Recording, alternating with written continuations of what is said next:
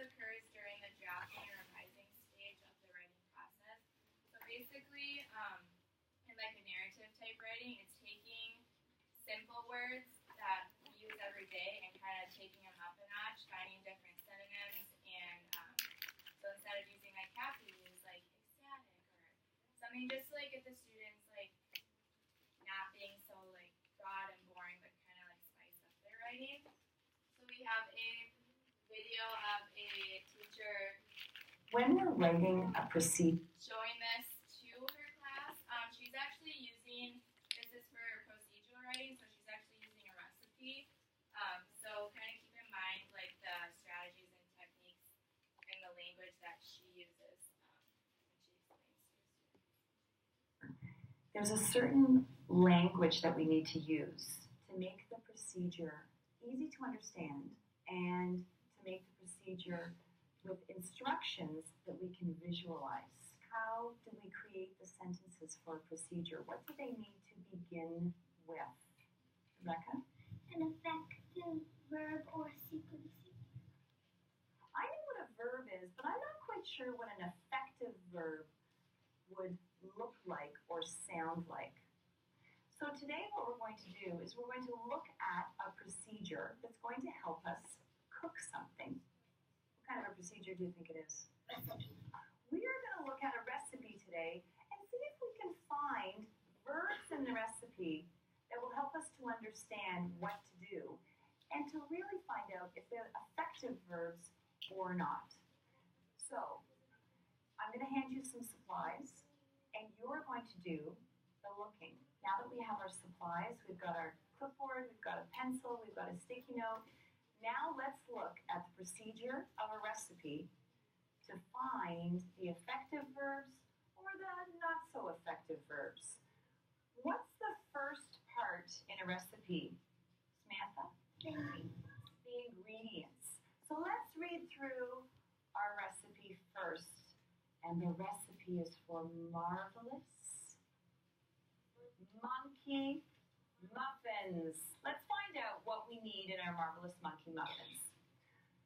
Ingredients. We need 1/4 cup of shortening. Then add 1/2 cup banana chips. 1/4 cup mini chocolate chips. Did you see any verbs at all in our ingredient list? Were there any verbs? If you did see one, can you write it down on your sticky note? And if you didn't see any, don't write it down. I saw one verb, one action word that told me to do something. Did you see one, Ryan? Add. Thank you. Add.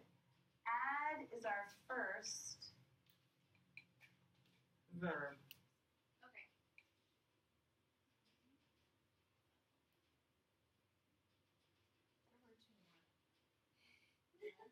There were two more verbs in there.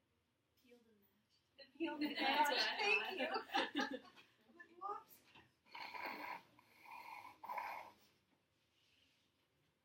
Okay, so if you kind of know, yeah, I cut it off early, but she talked about verbs, but she also like talked about effective verbs. So that's kind of the whole point. So it's not just using like nouns, adjectives. Like you want to like bump it up. And for like procedure writing, it's verbs that like tell you what to do.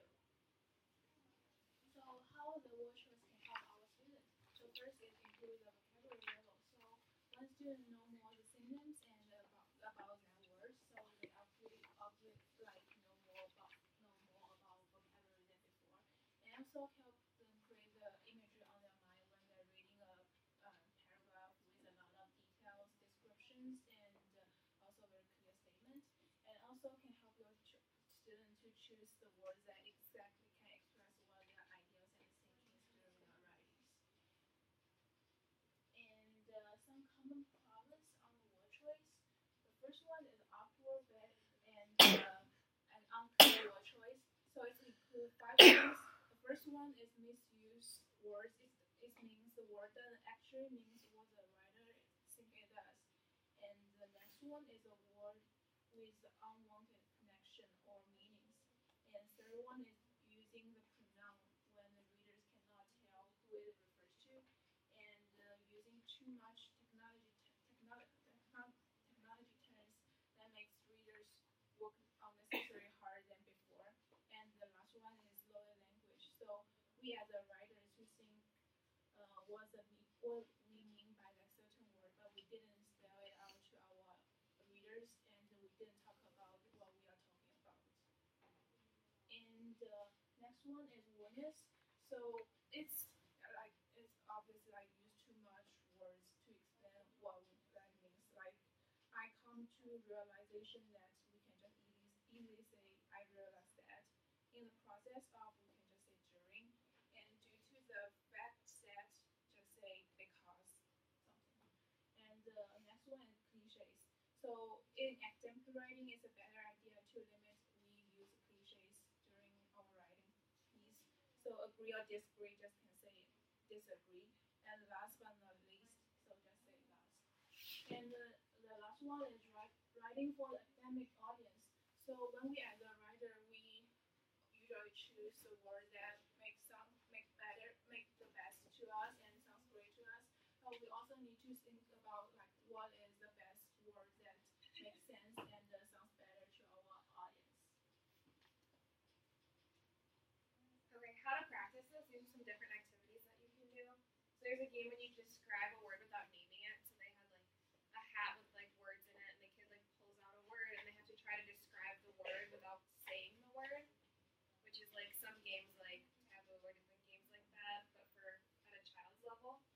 Then there's tons of paint chip activities. We are going to be doing a paint chip activity with you, and one really cute one with the paint chip that I liked was a synonym garden.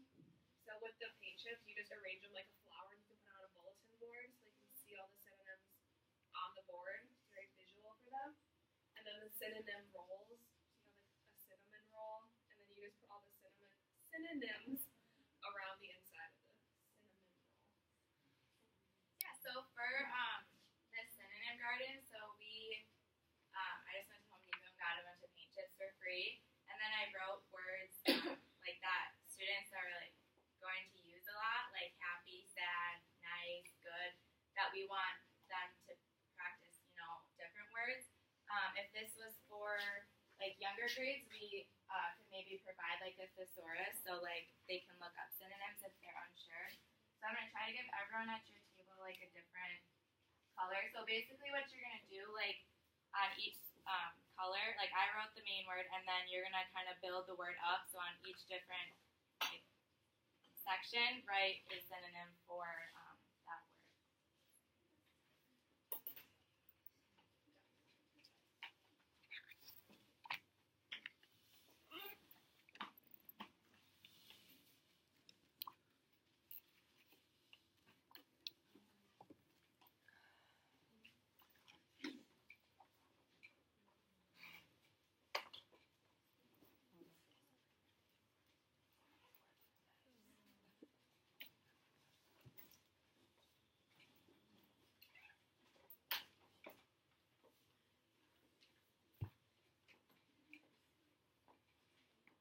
So what words did you guys get? Nice. Nice. Yeah. Do you know what that word means so that you can build off of it? Well, yeah, but I don't really know what else To write about nice?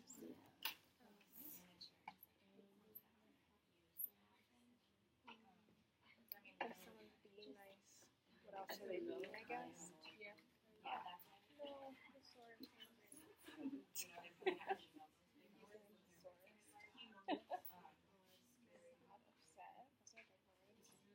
Those are big words. She said chewy. What about like sweet? Like also, if you were doing this in a classroom, you could use like vocabulary words that you're using at that time, or like in a book you're reading. These are just kind of general words. So then for these, like, she mentioned the flower garden. Oh yeah. So like we saw. So basically like I got like rainbow colors, but then you have like I don't know. You just cut out like construction paper, and then like these would be like the petals. So like you could do it on like a bulletin board, and then you have like if you ever like stumped on a word, you can go look at the synonym garden, and you kind of see how this can like make a flower. Like these are the petals, Yeah. Was that your question? Yeah. And also on the bottom of the handout, it shows a question to ask yourself. So it will be useful to also like to help your student to check, like make sure the like the writing passage is like is good for the request. And also on the back of the handout, also the stick note checklist. So also students can fill out a checklist when doing the writing.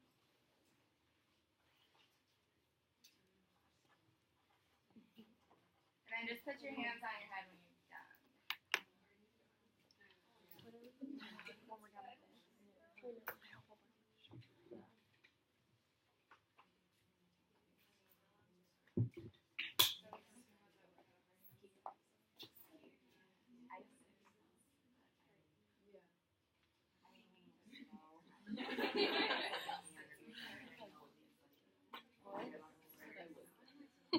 Shut up.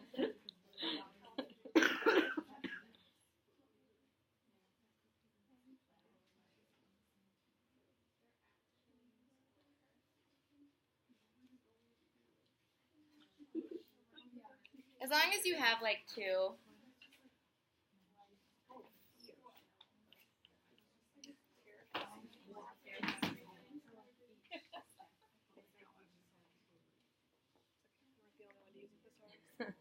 I didn't end up using it actually. Okay, good. Okay, so then if someone brave enough from each table just wants to share the paint chip that they got and then maybe one or two or however many synonyms you got for that word. We'll start with this table. So mine said small, and I wrote down miniature, tiny, and minuscule. And nice. And I said friendly, and then Scary, and I wrote frightening, alarming, and horrifying. I had nice and I did kind, sweet, and friendly. I had big, like large, huge, and giant. Okay, so yeah, as you can see, it's just kind of a way to get like students' minds thinking outside of the box and not just using these kind of boring average words. So, does anybody have any questions for us about the strategy or how you can use it? Then we just have an exit ticket.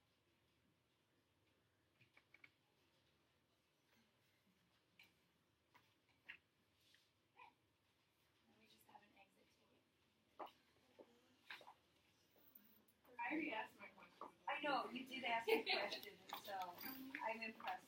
You even did it before they asked. Well done.